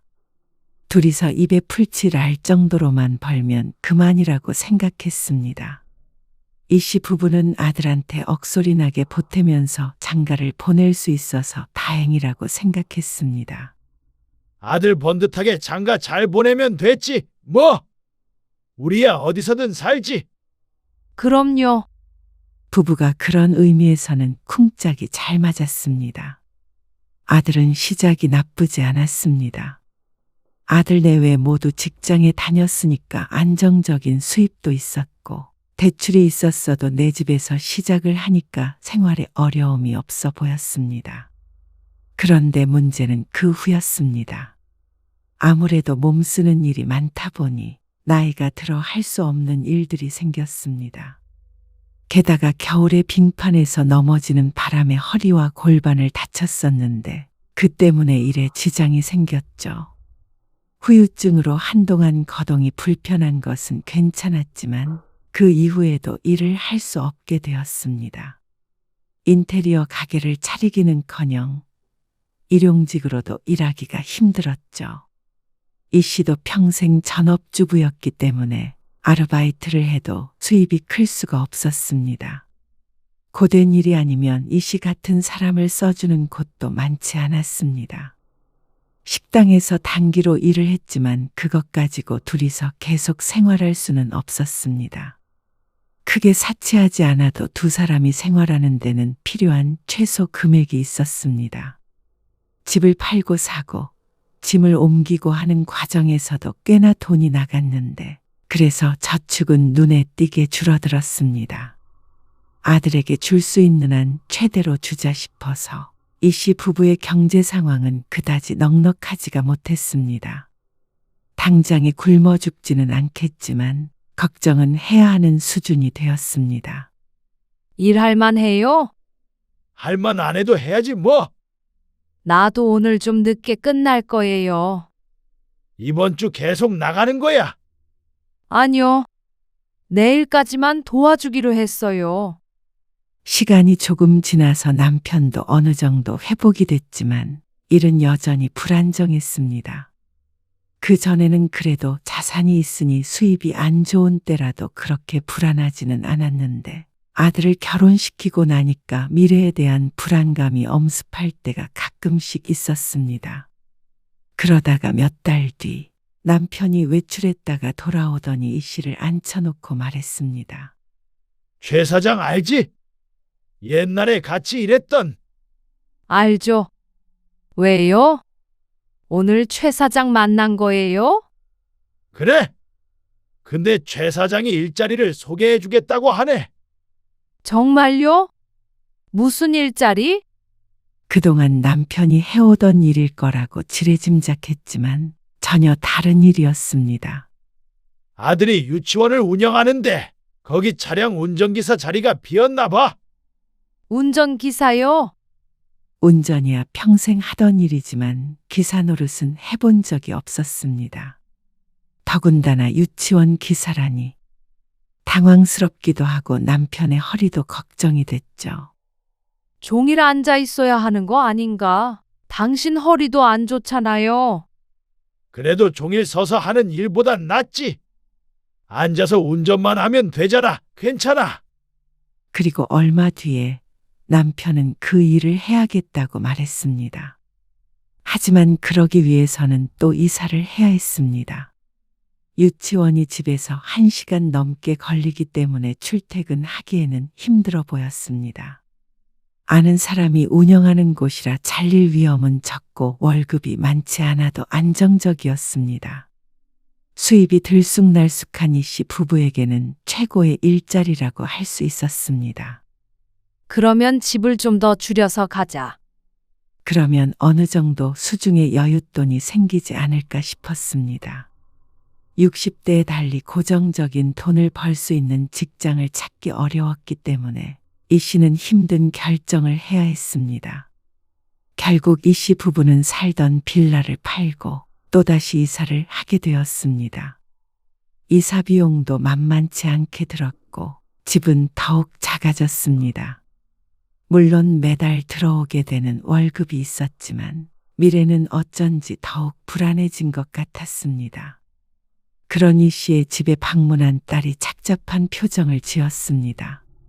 아니, 그러게 왜 집을? 말을 끝까지 잇지를 못하고 한숨을 쉬었습니다. 이 씨도 딸이 무슨 말을 하고 싶은지 충분히 알고는 있었습니다. 하지만 그런다고 달라지는 게 없었습니다. 너무 힘들면 오빠한테 도움을 청하세요. 차라리. 네 오빠도 자리 잡고 힘들 텐데. 뭐가 힘들어요? 잘 살고 있는 것 같던데? 그 정도는 요구해도 되잖아요. 아이고, 됐다. 그러려고 그렇게 결혼시킨 줄 아냐? 잠시만요. 딸은 잠시 휴대폰을 몇 번 두드렸습니다. 그러더니 말했죠. 많이는 못 드리고요. 일단 그거라도 쓰세요. 딸이 독립하면서 주지 않던 생활비를 넣어줬습니다. 딸에게서 입금된 돈을 보자 고맙기도 했지만 왠지 모를 비참함이 느껴졌습니다. 너도 힘들 텐데. 그래도 부양해야 할 가족이 아직 없으니까요. 너는 결혼 안 해? 벌써 30이 훌쩍 넘었는데 아직도 결혼 소식이 없는 딸이 안타까워 물었습니다. 그러자 딸이 고개를 저었습니다. 혼자 살기도 힘들어요. 결혼하면 뭐가 저절로 나아져요?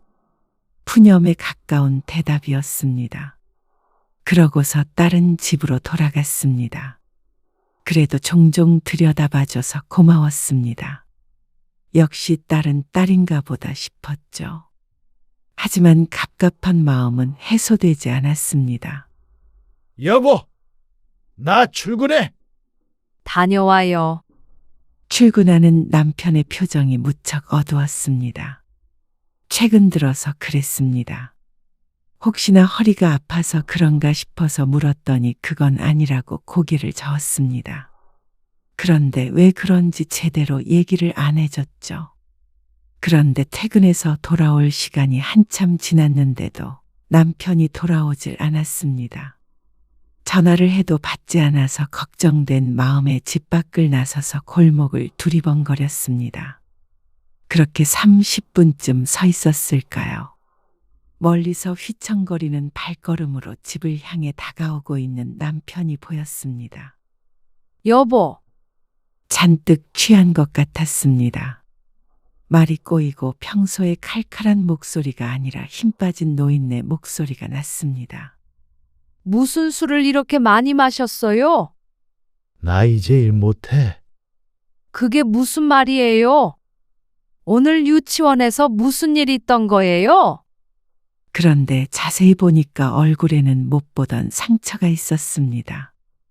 심한 것은 아니었지만 무언가에 긁힌 자국 같았습니다. 술 먹고 어디서 넘어졌나 싶었는데 남편의 말에 이 씨의 눈이 크게 떠졌습니다. 유치원 원장 부인 말이야. 그 여자가 뭘 집어 던져가지고. 뭐라고요? 원장 부인이면 최 사장 며느리 아니에요? 맞아. 이어지는 말들이 충격적이었습니다. 그동안에도 갑질을 하고 사람을 무시하는 경향이 있었는데 이 씨가 나이가 많은 것을 가지고 학부모에게서 항의를 받았다고 했습니다. 운전 스타일이 거친에 어쩌네 했던 모양인지 언성을 높이다가 분에 못 이겨서 연필꽂이를 집어던졌다는데 이게 사람이 할 짓인가 싶었습니다. 그것도 시아버지의 지인에게 말이죠. 당신이 최 사장이랑 친한 건 알고 있어요? 그 여자랑은 그런 얘기는 해본 적 없는데 알기야 알겠지. 미쳐 돌아가는 세상이었습니다. 당장에 경찰에 신고해요. 아, 그래도 어떻게 최 사장 며느리를 신고해. 그냥 조용히 일 그만둬야지. 호랑이 같았던 양반이 왜 이렇게 힘없는 노인네가 됐나 싶었습니다. 곧 7순이 아니라 8순은 넘은 것 같았습니다. 나이 들면 힘이야 빠지기 마련이지만 남편은 절망스러운 것 같았습니다. 아무래도 갑자기 몸도 안 좋아지고 일적으로도 여태 쌓아온 모든 게 무너진 듯한 기분이 들어서인 것 같았죠. 최 사장에게서는 사과의 연락이 왔고 치료를 받으라며 20만 원도 송금되었습니다.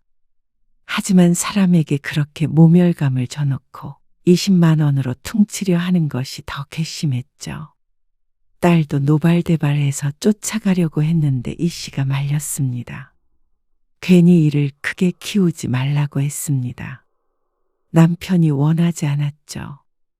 인호한테서는 연락 없고. 요즘 바쁜가 봐요. 아들은 결혼 후에 부쩍 바빠졌습니다. 연락이 뜸해졌습니다. 처음에는 그래도 아들 며느리 번갈아가며 일주일에 한 번씩은 전화가 왔었는데 이제는 부모가 잘 지내는지 궁금하지도 않은 것 같았습니다. 설이나 추석에는 얼굴을 비추지만 이번에 아버지가 그런 일이 있었다는데 따로 연락이 오진 않았죠. 앞으로는 어떻게 하시게요?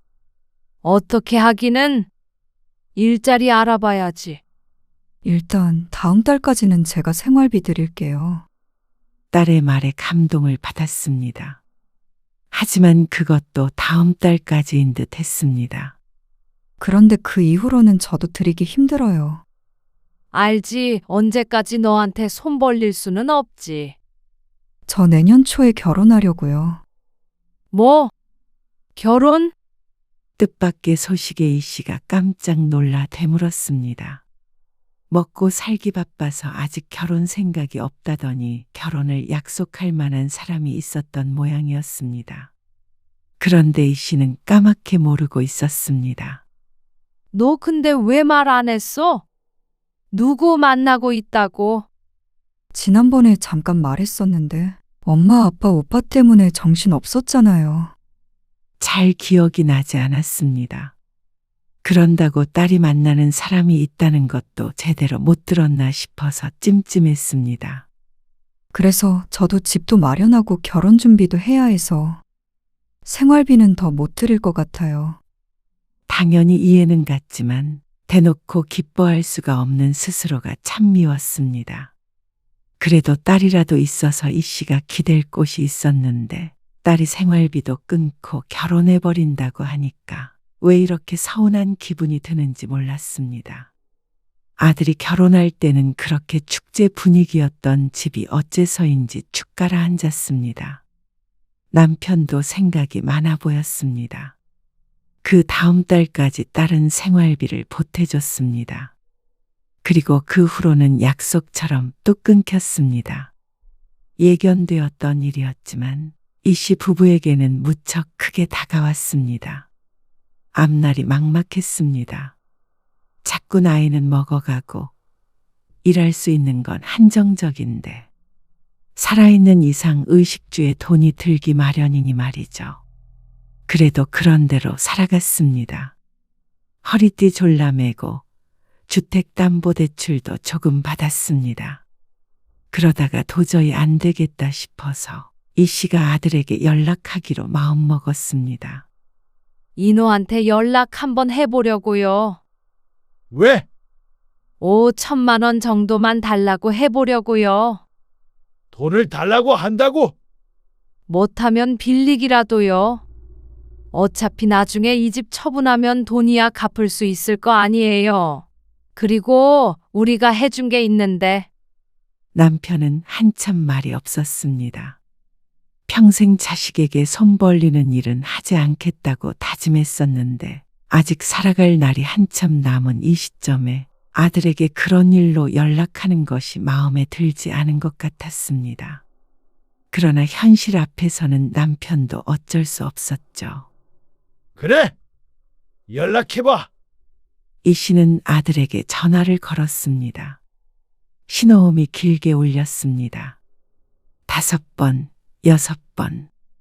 그리고 끊어졌습니다. 다시 걸었습니다. 이번에도 받지 않았습니다. 바쁜가 보다 싶어서 문자를 남겼습니다. 인호야, 엄마다. 시간 되면 전화 좀 줘. 할 얘기가 있어. 답장은 다음 날 저녁에 왔습니다. 무슨 일이세요? 아들의 목소리가 들리자 이 씨는 조심스럽게 상황을 설명했습니다. 아들도 모를 리 없는 이들이었습니다. 그래서 5천만 원 정도가 필요해. 아, 상의를 좀 해봐야 하는데요. 아들의 대답은 바로 돌아오지 않았습니다. 아무래도 혼자 결정할 일이 아니다 보니 이해가 갔습니다. 그런데 다음 날도 그 다음 날에도 아들에게서는 연락이 없었습니다. 초조한 마음이 되어서 다시 전화를 걸어보았죠. 상의는 해봤어? 아, 네. 그런데 그때 가까운 곳에서 며느리의 목소리가 들렸습니다. 뭐라고 하는지는 알 수 없지만 아들이 그 말을 듣고는 이 씨에게 말했시옵뿐이다. 5천만 원 드릴게요. 빌려주는 게 아니라? 이 씨의 얼굴이 환해졌습니다. 근데요, 엄마. 지금 사는 그 집 있잖아요. 빌라. 그 집을 제 명의로 바꿔주세요. 이 씨는 귀를 의심했습니다. 어차피 나중에 인형이랑 제 몫인데 제 5천만 원이 들어간 거나 마찬가지니까 인형이랑 나누는 게 아니라 제 명의로 미리 주시는 게 맞는 것 같아서요. 아들의 말에 이 씨는 할 말을 잃었습니다. 그동안 얼마나 많은 것을 해주었던가 생각했습니다. 그러고 나서도 아들에게만큼은 손 벌리지 않고 싶었습니다. 결과적으로 딸에게 부담을 지워주긴 했지만 어쨌거나 아들은 이런 말을 해서는 안 됐습니다. 5천만 원을 달라고 한희 씨도 잘했다는 것은 아니었지만 집 명의를 달라는 아들의 말은 부모 자식 사이라고 하기엔 너무나 계산적이었죠. 그리고 또다시 며느리의 목소리가 났습니다. 이 씨는 화가 솟구치는 것 같았습니다. 며느리가 내 아들을 조종하나 하는 생각까지 들었죠. 명의를 저희 걸로 한다고 엄마 아빠 거기서 나가시라는 게 아니에요. 오해하지 마세요. 그러면서 달라지는 것은 없다고 가머니설했습니다. 5천만 원으로 집을 가지려는 아들의 의중을 모른다면 바보였죠. 아들을 진정으로 믿는다면 사실 그러자 하면 그만이었습니다. 딸은 알아서 잘 살아갈 테니 이 집을 아들에게 물려준 셈 치면 되니까 말이죠.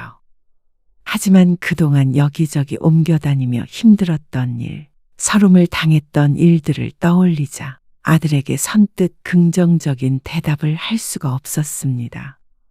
그 몇 년 동안 아들이 이 씨 부부를 위해 해준 것이 아무것도 없었기 때문이었습니다.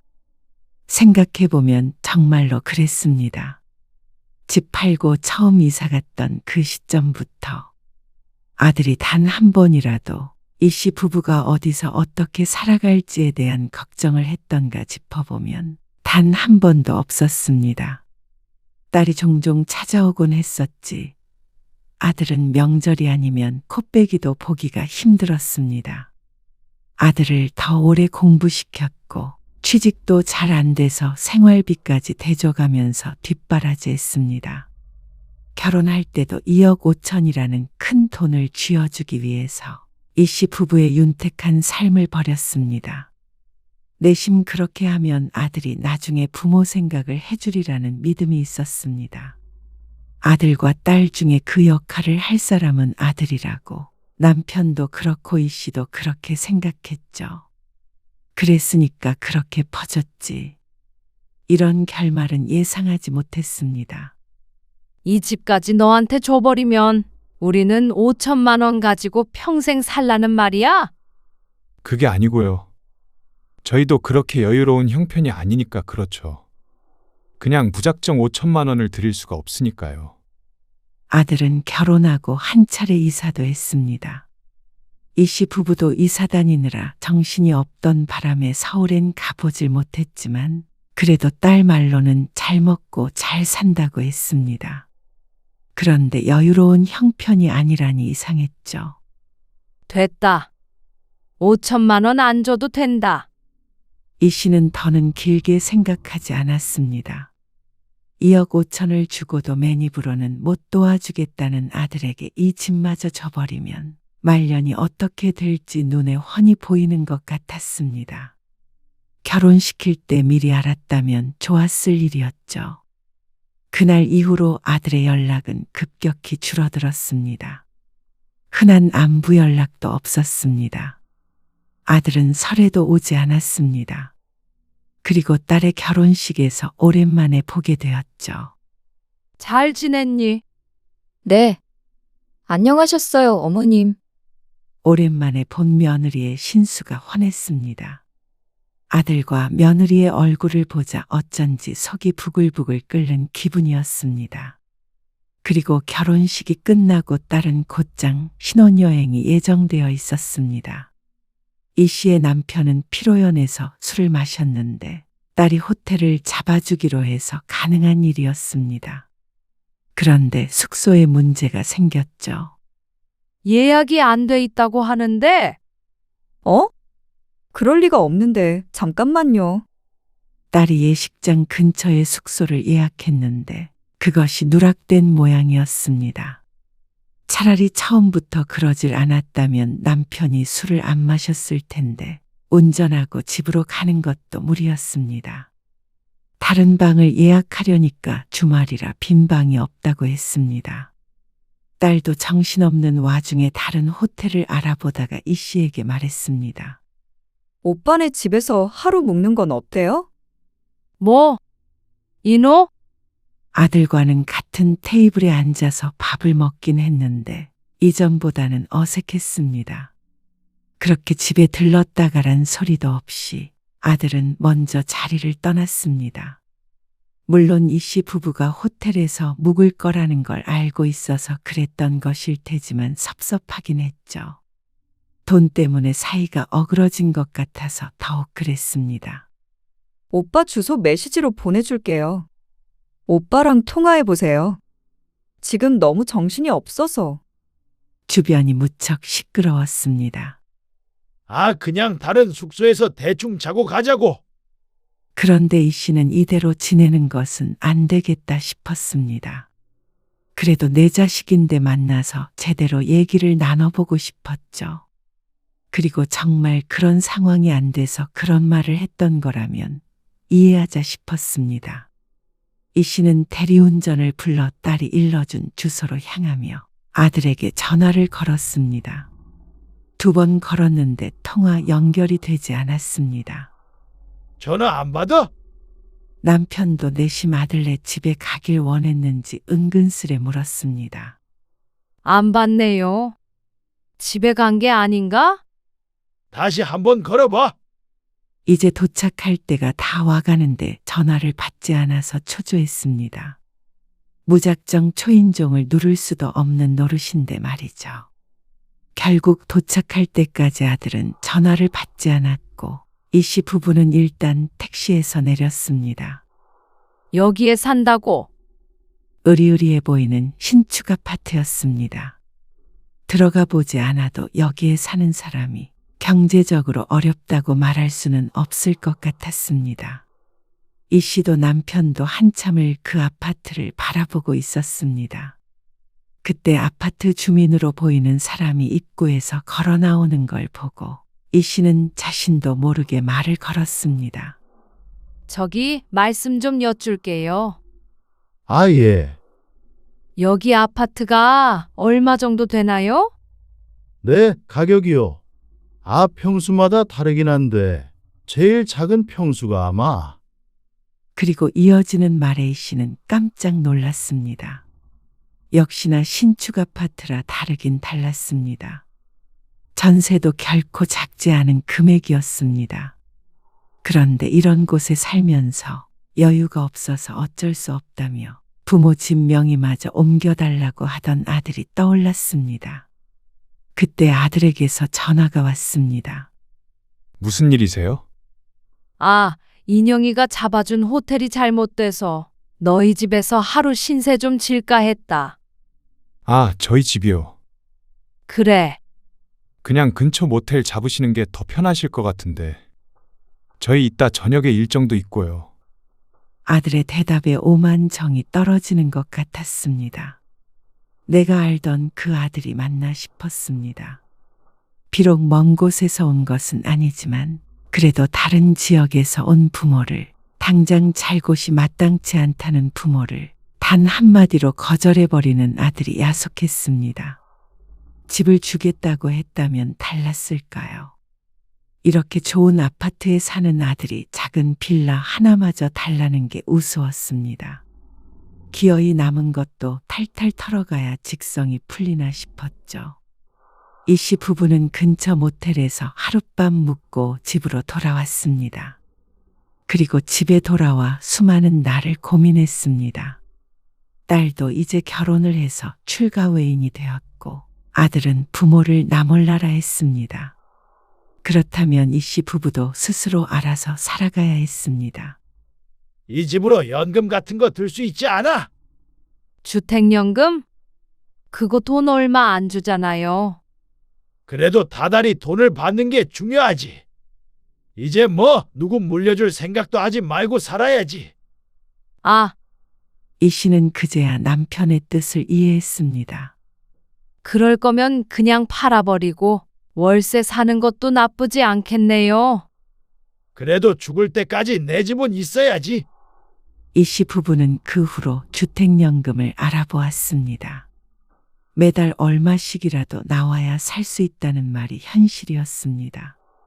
앞으로도 무슨 일이든 할 테지만 점점 돈을 벌 수 있는 기회는 줄어들 테니 말이죠. 인호한테 준 돈 돌려받을 수 없대요? 그건 진작에 안 된다고 했다니까. 법무사에게 물어보았더니 이미 아들에게 증여한 돈은 돌려받을 수 없다고 했습니다. 아무리 괘씸해도 방법이 없었죠. 그렇다면 앞으로라도 주지 않아야 했습니다. 이 씨는 주택연금을 신청했고 그 얘기를 딸에게 했습니다. 잘 생각하셨네요. 딸은 별다른 반응이 없었습니다. 물려주지 않는다고 서운해할 줄 알았더니 역시나 아들과는 다르게 의젓했습니다. 누가 오빠고 누가 누난지 몰랐습니다. 그리고 그게 아들의 귀에도 들어갔는지 오랜만에 아들에게서도 전화가 걸려왔습니다. 주택연금이요? 말이 돼요? 아들은 예상처럼 화를 냈습니다. 그런 걸 어떻게 자식들이랑 상의도 안 하고 결정해요? 내 집 문제를 왜 너희랑 상의해? 엄마, 그럴 거면 그냥 저한테 5천만 원 받고 명의를 주는 게 훨씬 나았죠. 그럴 거면 차라리 이 집 팔아서 그 돈으로 썼지. 아들이 말문이 막힌 듯 했지만 숨소리는 거칠었습니다. 이번 일 후회하실 거예요. 지금 가진 걸로는 한참 부족하다는 듯이 말하는 아들에게 질려버렸습니다. 부모가 그렇게 힘들다고 해도 거들떠도 안 보더니 자기 앞으로 떨어질 몫이 줄어들자 득달같이 전화해서 따지고 드는 아들을 더 이상 자식으로 생각하지 않기로 했습니다. 여태껏 뒷바라지했던 과거조차도 후회스러울 지경이었습니다. 후회는 네가 해야겠지. 엄마 아빠 눈에 피눈물 나게 한 거 나중에 후회하지나 말아라. 그리고 너 같은 놈한테는 한 푼도 안 남기고 다 쓰고 갈 거다. 이 씨는 아들에게 독하게 말하고 전화를 끊었습니다. 괘씸해서 욕을 한 바가지 더 퍼부어 주고 싶었습니다. 남편은 아들에게 호통을 치는 게 아니라 시름시름 앓았습니다. 아들을 사랑했던 만큼 실망도 더 큰 모양이었습니다. 이 씨의 속도 말이 아니었습니다. 하지만 그렇게 주저앉아 있을 수만은 없었습니다.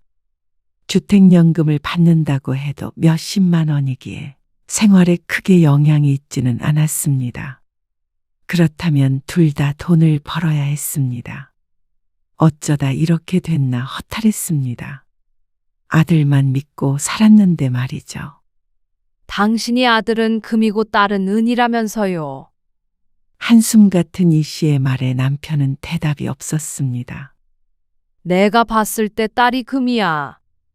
그래도 딸은 그동안 이 씨 부부에게 참 잘했습니다. 같이 살며 생활비까지 내고 사는 자식이 어디 흔할까요? 아들만 챙기다 보니 그런 딸에게 더 잘해주지 못한 것 같았습니다. 김서방은 잘 있어? 이제는 딸 하나만 있다고 생각하고 살기로 결심했습니다. 처음부터 아들은 없었던 셈치기로 말이죠. 잘 있죠? 무슨 일이세요? 그냥 전화했지. 언제 한번 안 오나 하고. 아, 이번 달에는 좀 힘들고요. 다음 달쯤에 한 번 시간 내볼게요. 그런데 그런 딸도 결혼을 하고 나니까 거리가 느껴졌습니다. 아무래도 가정이 생기고 나니까 달라질 수밖에 없겠구나 싶긴 했습니다. 하지만 그런 일이 계속되자 딸에게도 서운했습니다. 혹시나 부모가 돈이 없다고 딸마저 자신들을 무시하나 싶었습니다. 손을 벌리는 것도 아니고 그냥 보고 싶었을 뿐인데 말이죠. 그런데 살다 보면 생각했던 것과 다르게 인생이 흘렀습니다. 자식들에게 손 벌리지 말아야지 했다가도 벌려야 할 일이 생겼습니다.